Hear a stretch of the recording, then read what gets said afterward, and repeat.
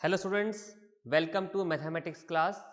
Last class में हमने sum of n terms of an AP पर बेस कुछ क्वेश्चंस डिस्कस किए। ओके, अब हम general term of an AP या nth term of an AP already discuss कर चुके हैं और उसका फॉर्मूला भी हमें पता है that nth term of an AP is a plus n-1 d, right. तो आज हम इसी nth टर्म को sum of n terms of an AP की टर्म्स में कैलकुलेट करेंगे। ओके, मतलब हम फिर से nth term of an AP का एक फॉर्मूला डिराइव करेंगे, लेकिन इस तरीके से नहीं, सम ऑफ n टर्म्स की टर्म में। ओके, आइए समझते हैं एक एग्जांपल की हेल्प से। तो मैं फिर से एक एपी बोर्ड पर लिख देता हूं।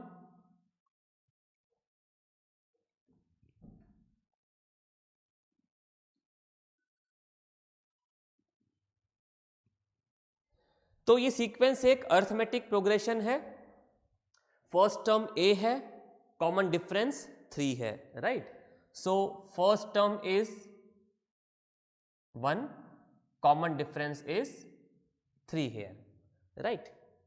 चलिए अब एक काम करते हैं, इस गिवन अर्थमेटिक प्रोग्रेशन का फर्स्ट 4 टर्म्स का हम सम मालूम करते हैं, कैलकुलेट कर लेते हैं। तो अभी तो हम वर्बली कैलकुलेट कर लेते हैं। 10 प्लस 7 17, 17 प्लस 4 21, 21 प्लस 1 22। तो हम लिख सकते हैं कि S4 इक्वल्स टू 22, राइट। अब एक काम करते हैं, 5 टर्म्स का भी सम कैलकुलेट कर लेते हैं, यानी कि S5 इस गिवन एपी का हम फर्स्ट 5 टर्म्स का सम कैलकुलेट कर लेते हैं। तो first 5 terms are 1 to 13, 1 2 3 4 5। Okay, अब देखिए फर्स्ट 4 टर्म्स का तो सम हमने ऑलरेडी कैलकुलेट कर लिया। तो 1 to 10 का एडिशन क्या आएगा? 22। तो 1 to 13 का एडिशन मालूम करने के लिए हम 22 में 13 को ऐड कर देते हैं, तो it will B 35, right. It will B 35। Okay, right. अब आप इस टर्म को ऑब्जर्व कीजिए। 13 is which term of this AP? 13 is fifth term of this AP. 1 2 3 4 5। So fifth term of this AP is 13। Okay, अब एक काम करते हैं, ये जो हमने S5 और S4 का सम कैलकुलेट किया है, first 5 terms and first 4 terms का जो हमने सम कैलकुलेट किया है, इसका डिफरेंस मालूम कर लेते हैं। कैसे? S5 minus S4। ओके, ज्यादा टर्म्स के सम में से कम टर्म्स के सम को सब्ट्रैक्ट कर देते हैं। तो S5 माइनस S4, ओके, क्या वैल्यू होगा इसका? 35 माइनस 22। S5 का वैल्यू 35 एंड S4 का वैल्यू 22। ओके, और क्या मिला हमें सब्ट्रैक्ट करने पर? 13, राइट। और ये 13 ही क्या है? ये 13 क्या है? Fifth term of this AP. 13 क्या है? Fifth term of this AP. तो इसको मैं A5 भी लिख सकता हूं, बिल्कुल लिख सकते हैं। चलिए, तो एक काम करते हैं, अब हम 6 टर्म्स का भी सम कैलकुलेट कर लेते हैं। ओके, तो S6 कितना होगा? S5 35 है, 1 to 13 तक का सम 35 है। अब हमें क्या ऐड करना है इसमें? 16 और ऐड करना है। तो S6 विल बी 51, राइट। तो अब एक काम करते हैं, S6 माइनस S5, इसका डिफरेंस ले लेते हैं। S6 माइनस S5, इसका भी वैल्यू कैलकुलेट कर लेते हैं। तो इट विल बी 51 माइनस 35, यानी कि 16। और 16 ही क्या है हमारे पास में? Sixth term of this AP, sixth term of this AP. Okay, तो देखिए S5 माइनस S4 किसके इक्वल था? A5 के, राइट। मैं इस सम को भी रब कर देता हूं। ओके, इन वैल्यूज को मैं रब कर देता हूं अभी। चलिए, तो A5 का वैल्यू किसके इक्वल आया? S5 minus S4। इसको यहां पे लिख देते हैं, A5 equals to S5 minus S4।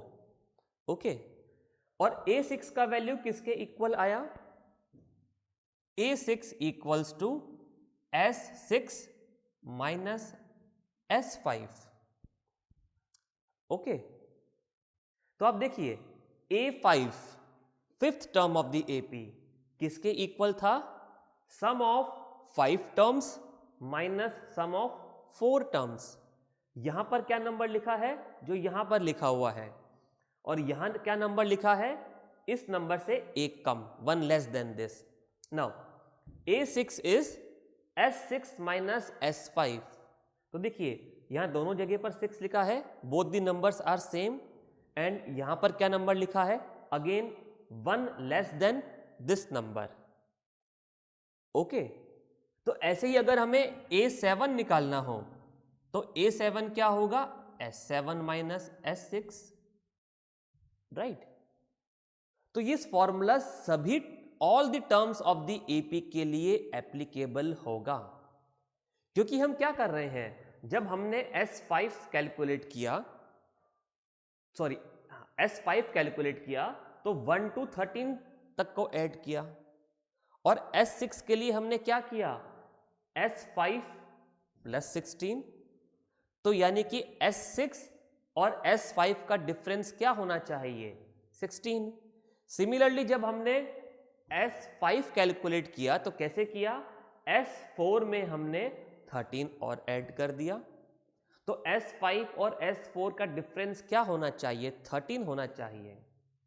तो इसी तरीके से हम ये बोल सकते हैं कि nth term of an AP, nth term of an AP is equals to sum of n terms of the AP, sum of n terms of the AP minus sum of n minus 1 terms. So this formula is applicable in all the cases. If we know the sum of n terms, any number of terms, S5, S6, S7, S8, और अगर हमें n से एक कम term, अगर हमें S6 मालूम है और S5 भी मालूम है, तो इन दोनों के को सब्ट्रैक्ट करके, इन दोनों का डिफरेंस मालूम करके हमें क्या मिल जाएगा? S6 मिल जाएगा। If we know the sum of 10 terms and also the sum of 9 terms, then by subtracting both these we may know the value of A10 or 10th term of the AP. So this is another formula of nth term of an AP in terms of sum of n terms of the AP. So An is Sn minus Sn minus 1. Okay, बात clear है आपको? तो आप इसको note कर लीजिए। Then we will start exercise 5.3।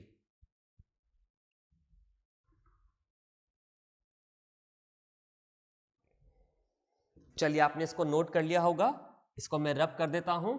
अब आप एक्सरसाइज 5.3 एनसीईआरटी बुक में ओपन कर लीजिए और क्वेश्चन नंबर 9 रीड कीजिए जब तक मैं बोर्ड रब करता हूं।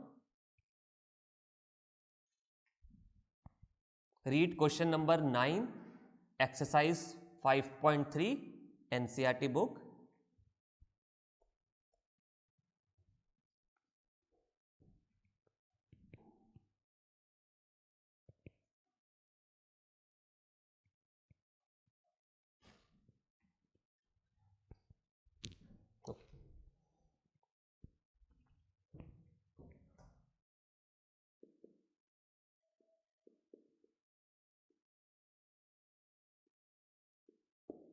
चलिए क्वेश्चन रीड करता हूं मैं भी। If the sum of first 7 terms of an AP is 49, हमें एपी की फर्स्ट 7 टर्म्स का सम गिवन है 49, and that of 17 terms of an AP of that AP is 289. Find the sum of first n terms. Find the sum of first n terms. हमें एक AP की 7 terms का सम given है, okay, और कितना given है? S7 equals to 49 and that of 17 terms is 289, और हमें 17 टर्म्स का भी सम गिवन है 289। ओके, हमें 7 टर्म्स का सम गिवन है, 17 टर्म्स का सम गिवन है। क्या मालूम करना है? सम ऑफ फर्स्ट एन टर्म्स। तो हमें क्या कैलकुलेट करना है? Sn कैलकुलेट करना है। ओके, चलिए कैलकुलेट करते हैं। तो 7 टर्म्स का अगर हमें सम गिवन है, लेकिन क्या यहाँ पे फर्स्ट टर्म गिवन है? नहीं गिवन है। क्या कॉमन डिफरेंस गिवन है? नहीं गिवन है। तो फर्स्ट टर्म को a मान लेते हैं, कॉमन डिफरेंस को d मान लेते हैं। तो यहां हम लिख देते हैं let the first term of the AP equals to a, let the common difference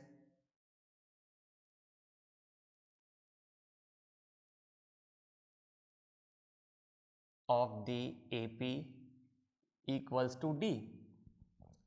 तो हमने फर्स्ट टर्म को a मान लिया, कॉमन डिफरेंस को d मान लिया। Now sum of first n terms, पहले हम सम ऑफ n टर्म्स का फॉर्मूला लिख देते हैं। सम ऑफ n टर्म्स याद हो गया होगा अब आपको, n/2 multiply by 2a plus n-1d, n/2 multiply by 2a plus n-1d। Now according to this formula 7 terms का सम हम क्या लिख सकते हैं? n की जगह 7 पुट कर देंगे, 7/2 मल्टीप्लाई बाय 2a प्लस, अब n का वैल्यू क्या है? 7, तो 7-1d। नाउ a का वैल्यू हमें नहीं पता, हमने फर्स्ट टर्म को a माना है, कॉमन डिफरेंस को d, लेकिन हमें सम पता है S7 कितना है? 49, तो वैल्यू पुट कर देते हैं। 49 equals to 7/2 multiply by 2a plus 7-1 6, तो यहां हमें मिल गया 6d। ओके, चलिए ये 7 और 49 कैंसिल हो गए, 7 7 जा 49। ओके, और इस 2 को हम क्रॉस मल्टीप्लाई कर देंगे, तो 7 multiply by 2 will be 14, so 14 equals to 2a plus 6d, और इसको हम ऐसे लिख देते हैं 2a plus 6d equals to 14, और इसको हमने बोल दिया इक्वेशन नंबर 1।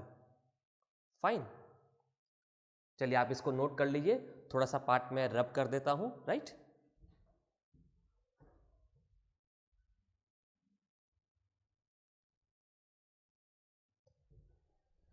तो आपने नोट कर लिया होगा, ये पार्ट में थोड़ा सा रब कर देता हूं।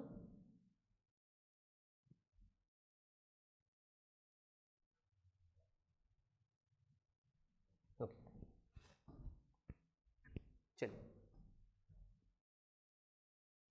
अब हमें और क्या गिवन है? 17 टर्म्स का सम गिवन है, राइट। तो S17 का वैल्यू क्या होना चाहिए? सम ऑफ n टर्म्स के फॉर्मूला से it will B 17/2 multiply by 2a plus 17-1d। Okay, and S17 का वैल्यू हमें गिवन है 289, तो यहां वैल्यू पुट कर देते हैं। 289 equals to 17/2 multiply by 2a plus 16d. 17 minus 1 16. Okay, now 17 and 289. 17 का स्क्वायर होता है 289, तो 17 17 जा 289. अब इस 2 को यहां क्रॉस मल्टीप्लाई कर देंगे तो 17 मल्टीप्लाई बाय 2 विल बी 34. तो हमें मिल गया 34 equals to 2a plus 16d. और इस इक्वेशन को ऐसे लिख दिया 2a plus 16d equals to 34, और इसे हमने बोल दिया इक्वेशन नंबर 2. अब लीनियर इक्वेशन इन 2 वेरिएबल्स हम पढ़ चुके हैं. ये एक इक्वेशन मिल गई जिसमें 2 वेरिएबल है a एंड d. ये second equation variables a and d. Now अगर आप दोनों इक्वेशंस को ऑब्जर्व करें तो यहां पर a का कोफिशिएंट सेम है 2. तो बाय एलिमिनेशन मेथड हम इन इक्वेशंस को इजीली सॉल्व कर सकते हैं. कैसे? सेकंड इक्वेशन में से फर्स्ट इक्वेशन को सब्ट्रैक्ट कर देते हैं. ओके, सो हमने क्या किया,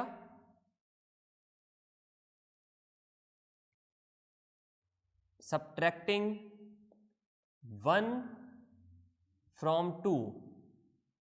इक्वेशन 1 को सब्ट्रैक्ट कर रहे हैं 2 में से, तो सबसे पहले कौन सी इक्वेशन लिखेंगे? Equation number 2, and then equation number 1. अब सब्ट्रैक्ट कर देते हैं तो साइंस चेंज हो जाएंगे. सो 2a से 2a माइनस 2a कैंसिल हो गए. 16d माइनस 10d, तो हमें कितना मिल गया? 10d equals to 20. यहां से d का वैल्यू कितना मिल गया हमें? 20 divided by 10, that means 2. Okay, तो d का वैल्यू हमें 2 मिल गया. अब हमें वैल्यू मालूम करना है a का. तो फर्स्ट इक्वेशन में d की वैल्यू हम 2 पुट कर देते हैं, तो फर्स्ट इक्वेशन मिल जाएगा 2a plus 6 multiply by 2 equals to 14. 6 multiply by 2 12. 12 यहां जाके माइनस हो जाएगा, तो 14 माइनस 12 कितना मिला? 2. और यहां से a का वैल्यू हमें मिल गया 1. तो फर्स्ट टर्म हमें कितना मिल गया? 1. और कॉमन डिफरेंस कितना मिल गया? 2.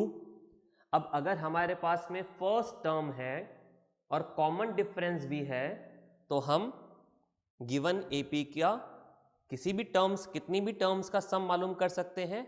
लेकिन हमें मालूम क्या करना है? हमें यहां मालूम करना है n टर्म्स का सम. अब नंबर ऑफ टर्म्स नहीं गिवन है, n ही गिवन है हमें. ओके, चलिए, तो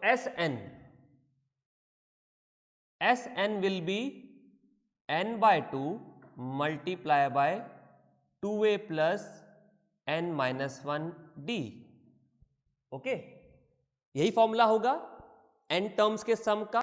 अब n तो हमें नहीं पता, लेकिन हमें फर्स्ट टर्म मालूम है और हमें कॉमन डिफरेंस भी मालूम है, तो हम उनका वैल्यू यहां पर पुट कर देते हैं.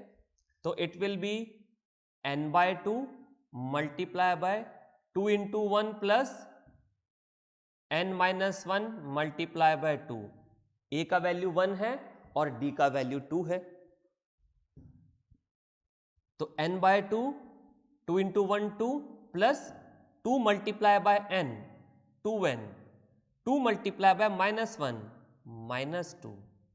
ओके, अब देखिए प्लस 2 एंड माइनस 2 कैंसिल हो जाएंगे, तो क्या बच जाएगा? n by 2 multiply bye 2n, 2n बच जाएगा केवल. और देखिए 2 से 2 कैंसिल हो गया, तो क्या बच गया? n मल्टीप्लाई बाय n, यानी कि n स्क्वायर. तो Sn sum of n terms of an AP का हमें एक जनरल एक्सप्रेशन यहां पर मिल गया n स्क्वायर. यानी कि इस गिवन AP के लिए, कौन सी AP के लिए? जिसमें कि फर्स्ट टर्म तो 1 है, कॉमन डिफरेंस 2 है. ओके, ऐसी एपी के लिए n टर्म्स का सम कितना होगा, n स्क्वायर। ओके, यानी कि 2 टर्म्स का सम निकालेंगे तो कितना मिलेगा, 2 स्क्वायर, दैट मीन्स 2। 3 टर्म्स का सम 3 स्क्वायर, दैट मीन्स 9। चलिए चेक कर लेते हैं, हमें 7 टर्म्स का सम गिवन था, तो देखते हैं कि क्या इस फॉर्मूला से हमें यही वैल्यू मिलती है क्या। तो n को 7 पुट कर देते हैं, तो यहां पर सम क्या मिलेगा, 7 स्क्वायर 49, और देखिए 49 ही गिवन था हमें। n को 17 पुट कर देते हैं तो सम कितना मिलेगा, 17 स्क्वायर, एंड 17 स्क्वायर इज 289। तो हम यहां पर ये एक्सप्रेशन मालूम करने के बाद चेक भी कर सकते हैं कि क्या हमारा आंसर सही है। हमें 7 और 17 टर्म्स का सम गिवन था, हमने सम का एक जनरल एक्सप्रेशन मालूम कर लिया, और अब इसकी हेल्प से हम ये देखते हैं कि क्या 7 और 17 टर्म्स का सम यही आना चाहिए जो हमें गिवन था। अगर यही आ रहा है तो दैट मीन्स हमारा आंसर सही है। ओके, तो इस क्वेश्चन को नोट कर लीजिए, एक क्वेश्चन और डिस्कस करते हैं हम।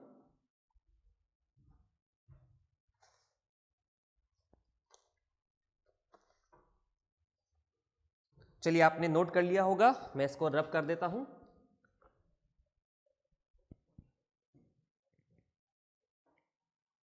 ओके, आप क्वेश्चन नंबर 12 रीड कीजिए, एक्सरसाइज 5.3 का।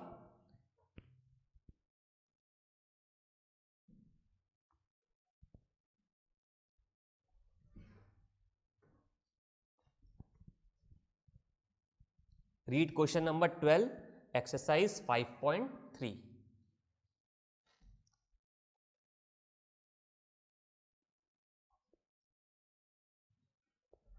Okay, question is, find the sum of first 40 positive integers divisible by 6। हमें सम मालूम करना है first 40 positive integers divisible by 6। So positive integers का मतलब 0 से बड़े, तो 0 से greater than 0 first number divisible by 6 will be 6। पहला नंबर, पहला पॉजिटिव नंबर जो 6 से डिविजिबल होगा वो क्या होगा, 6 होगा। एंड देन सेकंड नंबर क्या होगा, 12, then 18 and 24 and so on. हमें इन सबका सम मालूम करना है, कितने नंबर्स का, 40 नंबर्स का। तो क्या ये एपी है, बिल्कुल। difference between two consecutive terms is 6, so the given sequence is an AP। Okay, ये किस तरह की AP है, जिसमें फर्स्ट टर्म तो 6 है और कॉमन डिफरेंस भी 6 है। अब हमें क्या मालूम करना है, सम मालूम करना है, और फॉर्मूला होगा वही n/2 multiply by 2a plus n-1d। Okay, कितनी टर्म्स का सम मालूम करना है इस एपी की, 40 टर्म्स का। तो n की वैल्यू हम 40 पुट कर देते हैं, और a का वैल्यू हमें गिवन है 6, और d का वैल्यू भी यहां पर कितना है, 6। Okay, so it will B 40 divided by 2 is 20 plus 12 plus 39 multiply by 6, 39 multiply by 6। So 39 multiplied by 6 will be 234. Okay, 12 plus 234, 246। 12 plus 234, 246। तो यहां से 40 टर्म्स का सम हमें मिल जाएगा। Okay, 246 multiply by 20, so it will be 12, 4920। That means the sum of first 40 positive integers divisible by 6 is 4920। क्योंकि ये sequence एक AP में है, हमें फर्स्ट टर्म भी पता है, कॉमन डिफरेंस भी पता है एंड नंबर ऑफ टर्म्स भी पता है जिसका सम हमें मालूम करना है। तो हम सम का फॉर्मूला लगाकर फर्स्ट 40 टर्म्स का सम कैलकुलेट कर सकते हैं। ओके, तो आज हमने 2 क्वेश्चंस डिस्कस किए। nth term of an AP का एक फॉर्मूला देखा in terms of sum of n terms of an AP. Okay, कोई डाउट है आप वीडियो को फिर से देखिए, फैकल्टी इंचार्ज से कंसल्ट कीजिए। We will meet in the next class with more questions from exercise 5.3. Okay, bye.